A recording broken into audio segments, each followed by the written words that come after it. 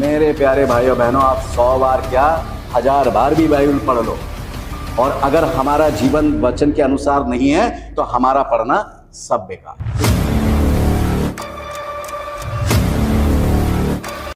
प्रभु यीशु मसीह के मधुर नाम में आप सबको जय मसीह की। प्रभु आप सबको बहुतायत से आशीष दे, आमीन।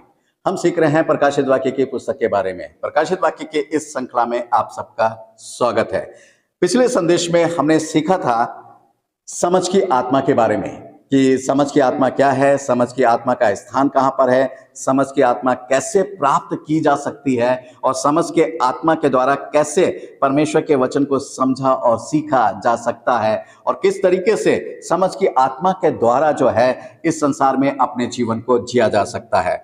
मेरे प्यारे भाइयों बहनों, आज हम सीखेंगे युक्ति की आत्मा के विषय में। जी हाँ, ये चौथी आत्मा है और जो युक्ति की आत्मा कहलाई जाती है, इसके विषय में सीखेंगे। सबसे पहले मैं आपको बता देना चाहता हूं कि जो युक्ति की आत्मा है, युक्ति की आत्मा को इंग्लिश में जो कहा गया है द स्पिरिट ऑफ काउंसिल, यानी जिसका अर्थ होता है सलाह या मशवरा या परामर्श की आत्मा। जी हाँ, सलाह या मशवरा या परामर्श की आत्मा उसको कहा जाता है, जिसको हम काउंसिल या काउंसलिंग भी कहते हैं। जी हाँ, यहाँ पर जो है हमारे जीवन में आपने देखा होगा बहुत से लोग काउंसलिंग करने वाले होते हैं। बहुत से लोग जब डिप्रेशन में आ जाते हैं तो डॉक्टर उनको काउंसलिंग करता है उनकी। बहुत से डॉक्टरों के पास जाते हैं कि उनकी काउंसलिंग हो सके, उनका सुधार हो सके, उनका जीवन बचाया जा सके। बहुत से ऐसे लोग भी होते हैं। इसकी बहुत पढ़ाई लिखाई भी होती है काउंसलिंग की जो होती है, और बहुत डिग्रियां लोग जो है काउंसलिंग के लिए प्राप्त भी करते हैं, ताकि वो दूसरों को काउंसलिंग करके उनके जीवन को बचा सकें, उनके जीवन को सुरक्षित रख सकें। ये आप कई तरीके से उनको देख सकते हैं। डॉक्टर के रूप में भी देख सकते हैं, आपके दोस्तों के रूप में भी हो सकते हैं, आपके भाई बहनों के रूप में भी हो सकते हैं, आपके माता पिता के रूप में भी हो सकते हैं, आपके गुरुजन के रूप में भी हो सकते हैं, गुरु लोग भी हो सकते हैं, धार्मिक गुरु भी हो सकते हैं, आपके कॉलेज के बहुत से प्रिंसिपल या प्रोफेसर या पीएचडी करने वाले लोग भी ऐसे हो सकते हैं जो आपके आपको काउंसलिंग दे सकते हैं, कर सकते हैं आपके लिए, और वो चाहते हैं कि आपका जीवन जो है वो बच सके, आप एक अच्छा जीवन जी सकें। ऐसे ही परमेश्वर भी यही चाहता है, परमेश्वर की भी यही धारणा है। इसलिए उसने युक्ति की आत्मा जो है इस दुनिया के अंदर भेजी, ताकि वो हमें काउंसलिंग कर सके, हमें काउंसलिंग कर सके, हमें सलाह दे सके, हमें मशवरा दे सके कि हमें किस तरीके से जीना चाहिए, किस तरीके से हमें जो है रहना चाहिए इस दुनिया के अंदर, किस तरीके से हमें परमेश्वर के समीप, परमेश्वर की उपस्थिति में जो है बने रहना चाहिए। क्या देखिए, परमेश्वर हर विषय पर, जहाँ आज हम देखते हैं कि जिस विषय के ऊपर आज संसार कार्य कर रहा है, वो सारे विषय के ऊपर परमेश्वर पहले से सोच के कार्य करना उसने आरंभ कर दिया था। पहले से जब उसने मनुष्य को बनाया, प्रथम आदम को बनाया, तब से उसका आत्मा जो है वो कार्य कर रहा है, बल्कि उसका आत्मा अनादिकाल से जो है वो कार्य करता है। यहाँ पर आज हम इसी के बारे में सीखेंगे कि जो युक्ति की आत्मा है वो किस प्रकार से हमें सलाह देता है, क्या मशवरा होता है, क्या परामर्श वो हमें देता है, हम इसके बारे में सीखेंगे। जैसे संसारिक लोग वकील भी हो सकते हैं, जज भी हो सकते हैं, जो आपकी काउंसलिंग कर सकें, ऐसे ही परमेश्वर का आत्मा जो है वो उसने काउंसलिंग का आत्मा दिया है जो हमें सिखा सकता है।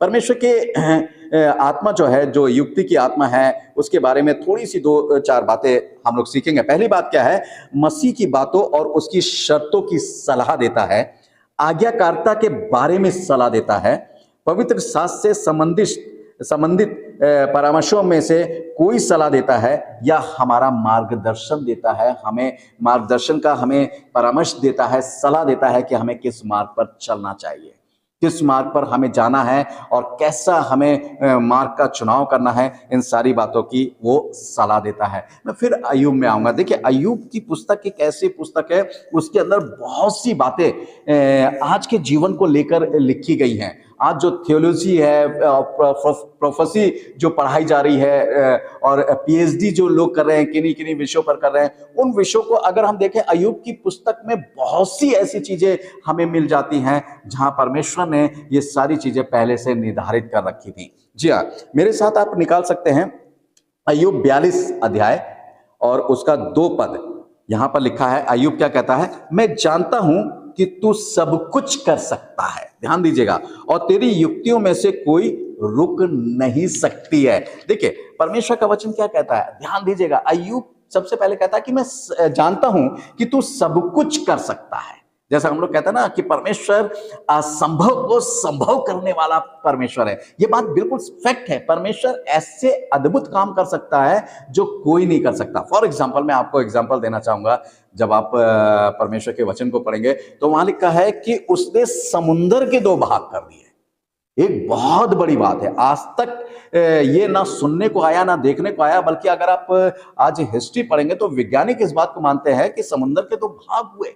कितनी अद्भुत भाग है कि इतना बड़ा समुंदर, इतना गहरा समुंदर, उसके 2 भाग कैसे हो सकते हैं, परंतु परमेश्वर ने ये कर दिखाया।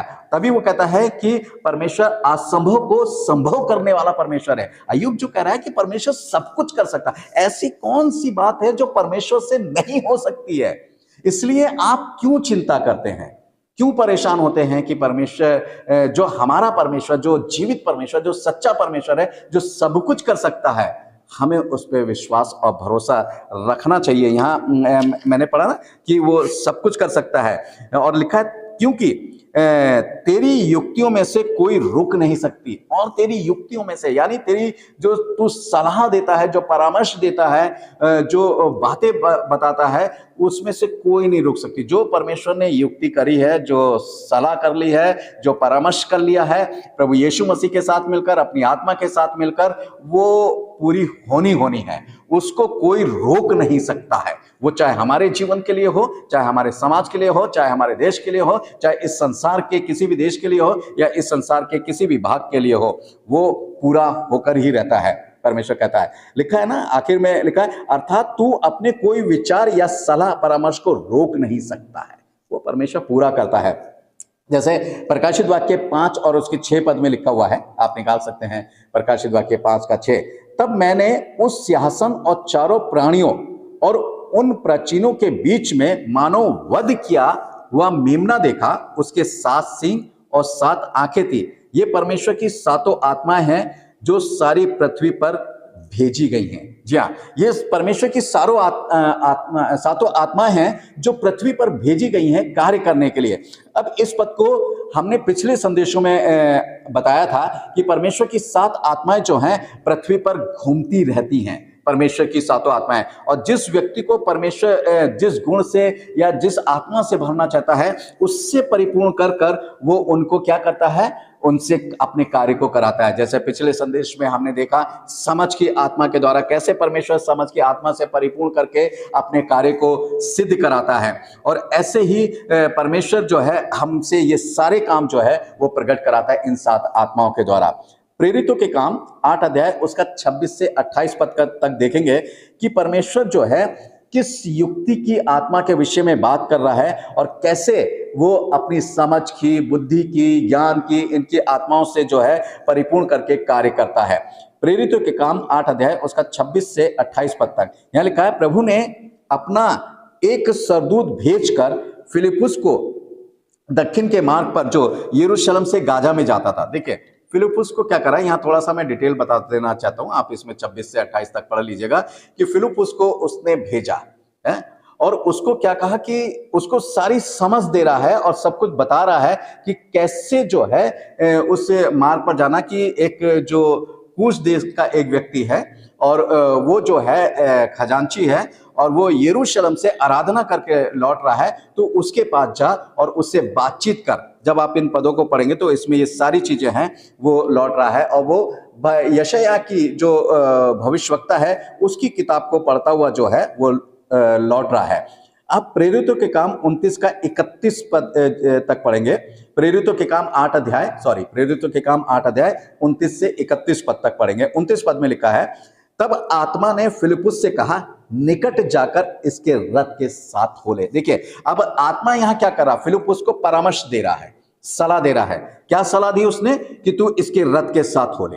अब वो उसको रोक नहीं रहा है, उसको जैसे हम लोग कहते हैं, अरे भैया रोक लो, हम लोग गाड़ी के लिए इंतजार करते हैं या किसी गाड़ी से लिफ्ट लेते हैं तो हम उसे रोकते हैं, थंब दिखाते हैं या उसे हाथ देते हैं या उसे आवाज देते हैं, रोकते हैं। यहाँ ऐसी सलाह उसने नहीं दी, बल्कि आत्मा ने उसे क्या सलाह दी कि तू उसके रथ के साथ जो है, उसके रथ के साथ हो ले। 30वें पद में है, फिलिप्पुस उसकी ओर दौड़ा और उसे यशायाह भविष्यवक्ता की पुस्तक पढ़ते हुए सुना और पूछा, तू जो पढ़ रहा है क्या उसे समझता भी है? अब देखिए यहां पर ध्यान देने की बात है, यहां पर क्या कर रहा है, वो उसके रथ के साथ साथ दौड़ा।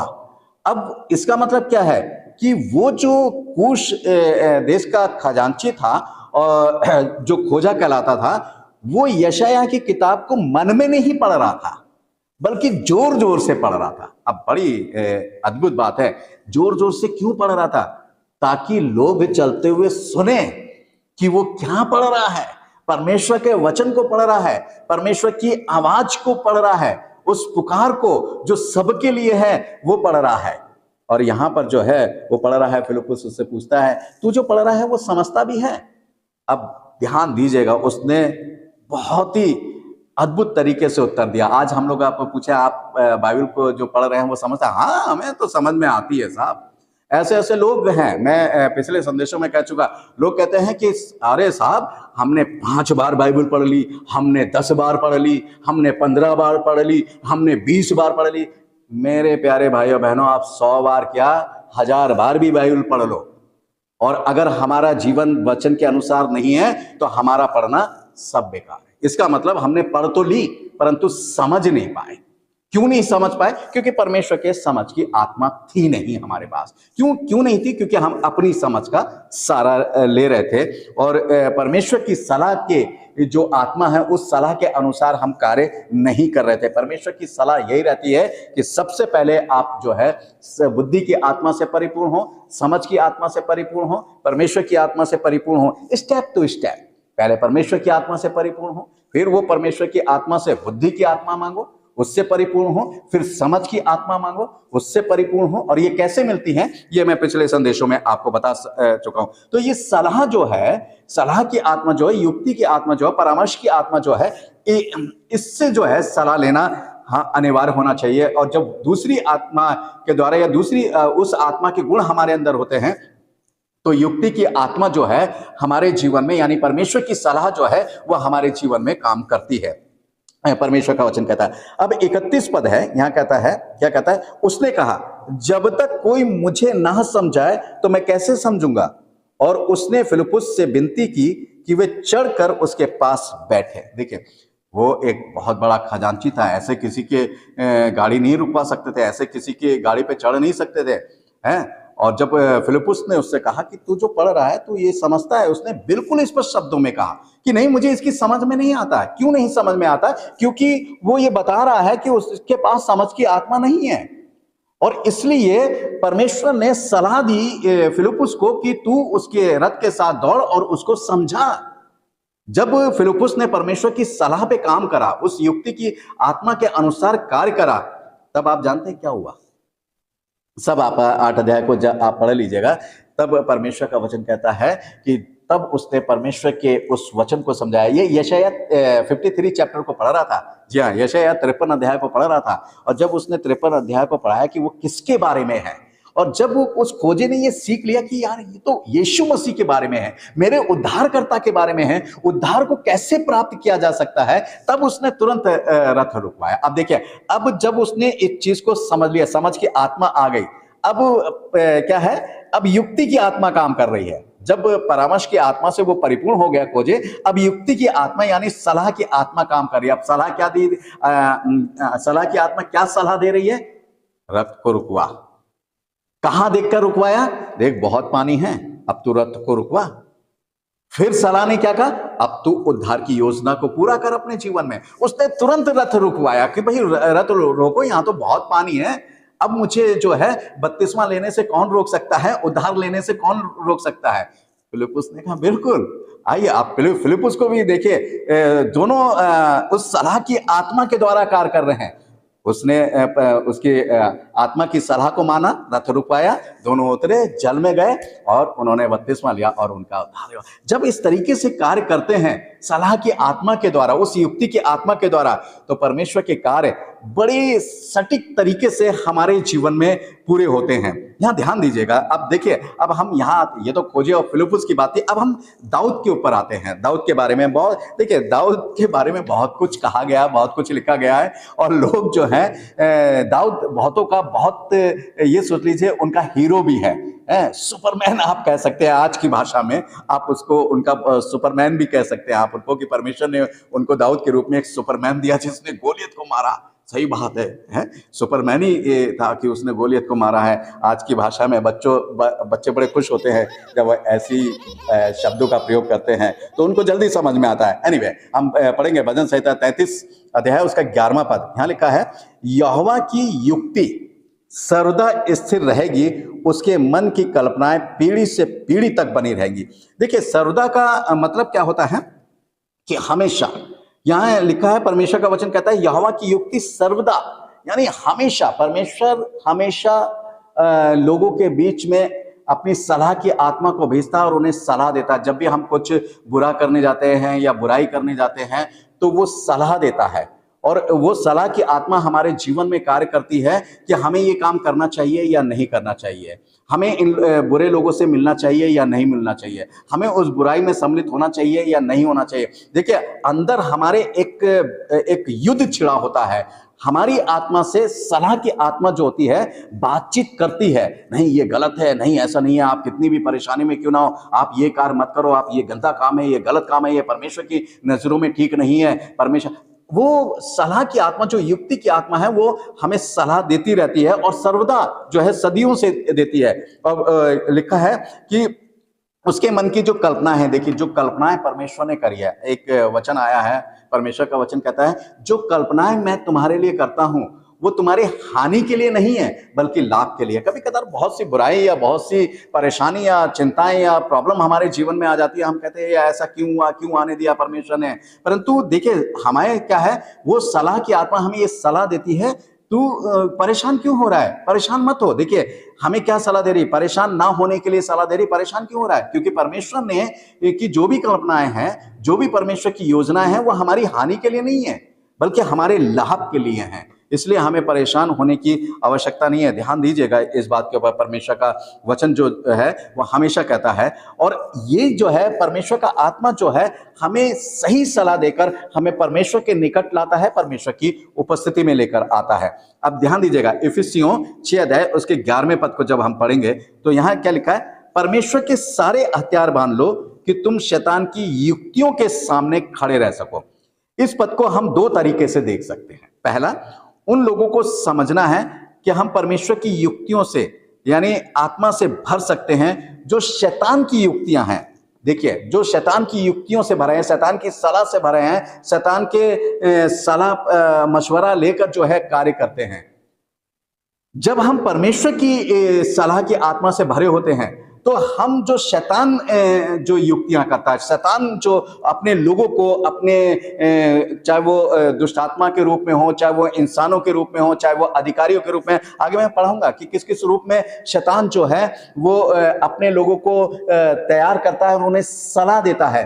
उनकी सलाह के आगे आप जो है परमेश्वर की सलाह के अनुसार जब आप खड़े हैं तो आप विजय होंगे। इसका एग्जाम्पल जैसे अभी मैंने दाऊद के बारे में बताया, सारे लोग इजरायली जो थे खड़े हुए थे जब गोलियत उनको क्या कहते हैं ललकारता था, और 40 दिन तक वो उनको ललकारता था, परंतु वो सब क्या थे, वो सब चुपचाप खड़े हुए थे। अब गोलियत जो था वो शैतान की युक्तियों को लेकर, शैतान की सलाह लेकर, परामर्श लेकर जो था वो परमेश्वर के लोगों को क्या कहते हैं ललकार रहा है युद्ध करने के लिए। वो बहुत बड़ा लंबा चौड़ा डील था, उसकी एक ढाल जो था एक आदमी पकड़ के चलता था, बहुत भारी उसकी तलवार थी, उसके मसल्स बहुत थे, और दाऊद उस समय 16 साल का था। परमेश्वर का वचन कहता है कि लाली जो थी उसके चेहरे से झलकती थी।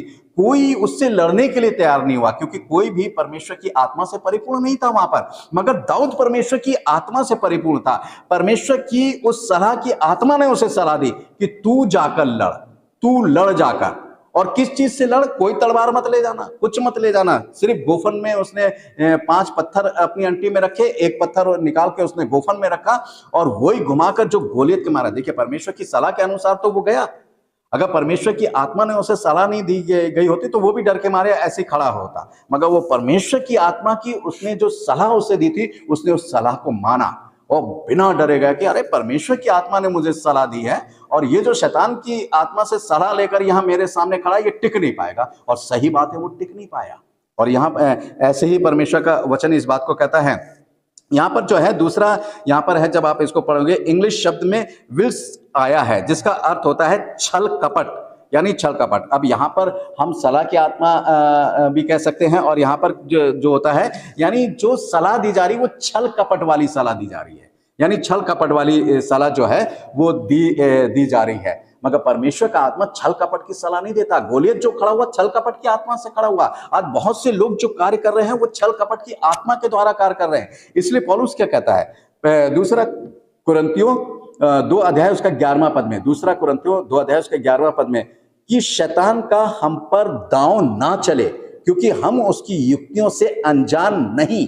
शैतान की, देखिए अब यहां पर क्या लिखा हुआ है कि शैतान का दांव हम पर ना चले क्योंकि हम उसकी युक्तियों से अनजान नहीं है। आप कैसे अनजान नहीं है? क्योंकि आप परमेश्वर की आत्मा से परिपूर्ण हैं, क्योंकि आप बुद्धि की आत्मा से परिपूर्ण हैं, क्योंकि आप समझ की आत्मा से परिपूर्ण हैं, क्योंकि आपको जो है परमेश्वर की आत्मा निरंतर सलाह देती है, युक्ति देती है, परामर्श देती है, उससे आप परिपूर्ण हैं। इसलिए आप जो है, परमेश्वर बताता देख अब ये करेगा, तू चिंता मत करना, देख अब ये यहां पर तुझ पे अटैक करेगा, अब ये ऐसा करेगा, बिल्कुल परेशान मत होना क्योंकि मैं तेरे साथ हूं और मेरे आत्मा जो है वो तेरे साथ है, इसलिए परेशान मत होना। यहां परमेश्वर का, और इसलिए वो उसकी हर चाल को हमारे सामने बताता है, प्रकट करता है। हमें काटने की आवश्यकता नहीं होती क्योंकि परमेश्वर का वचन कहता है पलटा लेना तुम्हारा काम नहीं है, मेरा काम है। परमेश्वर कहता है देख मैं इसकी युक्तियों को, इसकी जो सलाह है, इसकी जो छल कपट की बातें हैं, छल कपट की सलाह लेकर जो ये आया है, कैसे मैं इसके छल कपट को दूर करता हूं। बहुत ध्यान दीजिएगा, परमेश्वर पे भरोसा रखिए और वो इस काम को अंजाम देता है। परमेश्वर का वचन कहता है, जैसे मैंने कहा ना, शैतान अपनी की जो आत्मा होती है, शैतान अपनी आत्माओं को भी भेजता है और वो किन किन को सलाह देता है, वो चाहे मनुष्य के रूप में हो, चाहे अधिकारी के रूप में हो, चाहे हकीमों के रूप में हो। हकीम मतलब रूलर, जो प्रभुता करते हैं, जो अधिकारी हैं, जो अंधकार की शक्तियों के रूप में हो, प्रधानों के रूप में हो। मैं आपको ऐसे ही नहीं बता रहा हूँ, आप इफिसियों 6 अध्याय उसका 12 पद जरा पढ़िए। जी हाँ, इफिसियों 6 अध्याय उसके 12वें पद में लिखा है, क्योंकि हमारा ये मलयुद्ध लहू और मांस से नहीं परंतु प्रधानों से और अधिकारियों से और इस संसार के अंधकार के हकीमों से और उस दुष्टता की आत्मिक सेनाओं से है जो आकाश में है। देखिए परमेश्वर का वचन क्या कहता है कि हमारा यह मल युद्ध जो है वो कमजोर लोगों से नहीं है, ऐसे वैसे लोगों से नहीं है। किन लोगों से है वो बताता है, किन लोगों से, प्रधानों से है। ध्यान दीजिए, अपने आप को तैयार करें, परमेश्वर की आत्मा से परिपूर्ण करें। प्रधानों से है, प्रधान जो है शैतान की शक्तियों से सलाह मशवरा लेकर हमारे सामने खड़े होते हैं कि इसके जीवन को कैसे धाराशायी किया जाए। अधिकारियों से हैं, वो अधिकारी चाहे संस्था के अधिकारी हो, चाहे कोई भी अधिकारी क्यों ना हो, उन अधिकारियों से जो है वो अधिकारी जो है, शैतान उन्हें सलाह देता है कि इसके जीवन को कैसे नष्ट करो, और ये जो सच्ची बात बोलता है इसको संस्था से निकाल दो, इसको प्रभु के काम से निकाल दो, तब इसे पता चलेगा। इसके सैलरी जो है वो बंद कर दो। कैसे, मतलब वो सलाह, शैतान की सलाह लेकर काम करते हैं। और लिखा इस संसार के अंधकार के हकीमों से, अंधकार के हकीम यानी अंधकार की सलाह के अनुसार जो दूसरों को पे रूल करते हैं, प्रभुता करते हैं, दबाते हैं, मारते हैं, पीटते हैं और अपनी समझ का सहारा लेते हैं, उनके बारे में इस बात को है। और लिखा है जो आकाश में आत्मिक सेना है, दुष्ट की आत्मिक सेनाओं से है, सेना से नहीं, सेनाओं से लिखा है वो है। तो मेरे प्यारे भाइयों बहनों, हमारी जो फाइट है वो कमजोर लोगों से या ऐसे वैसे लोगों से नहीं है, बहुत बड़े बड़े शक्तिशाली लोगों से है। मगर आप बेफिक्र रहिए, परमेश्वर की आत्मा हमें विजय बनाता है, परमेश्वर हमें विजय बनाता है, परमेश्वर की सलाह हमें विजय बनाती है, अच्छी सलाह, क्योंकि परमेश्वर सही सलाह देता है। और इसलिए क्या कहता है लास्ट में, मैं आखिर में बताना चाहूंगा, इफिसियों 6 का 13 पद है, यहाँ लिखा, इसलिए परमेश्वर के सारे हथियार बांध लो कि तुम बुरे दिन में सामना कर सको और सब कुछ पूरा करके इससे रह सको। जी हाँ, इसलिए परमेश्वर के सारे हथियार बांध लो। आप पढ़ लीजिएगा, जब आप इफिसियों 6 अध्याय उसका 14 से 17-18 पद तक पढ़ लीजिएगा, परमेश्वर के हथियारों के बारे में लिखा हुआ है। वो सब हम बांध लें, और जब हम उससे परिपूर्ण हो जाते हैं, वो आत्मा के सारे हथियार, जब उन आत्मा के हथियारों से भर जाते हैं, तब शैतान कितने भी जलते हुए तीर फेंके, कितने भी फेंके, हमारे पर कोई असर नहीं पड़ेगा। क्यों नहीं असर पड़ेगा? क्योंकि हम परमेश्वर की आत्मा से परिपूर्ण हैं, और परमेश्वर हमारे चारों तरफ शरण स्थान है हमारा। परमेश्वर एक दृढ़ गढ़ है हमारे चारों तरफ एक चट्टान के रूप में खड़ा हुआ है, और हम पे आंच तक नहीं आने देता है। मेरे प्यारे भाइयों बहनों, हम जो भी काम करें, हम जैसा भी काम करें, हम जीवन, इस संसार में जीवन को जिएं, सब परमेश्वर की सलाह और मशवरा के अनुसार जिए। परमेश्वर की आत्मा की, युक्ति की आत्मा से परिपूर्ण होकर, सलाह की आत्मा से परिपूर्ण होकर अपने जीवन को जिए, ताकि प्रभु के राज के वारिस हो सके। इस वचन के द्वारा प्रभु हम सबको आशीष दे। आमीन।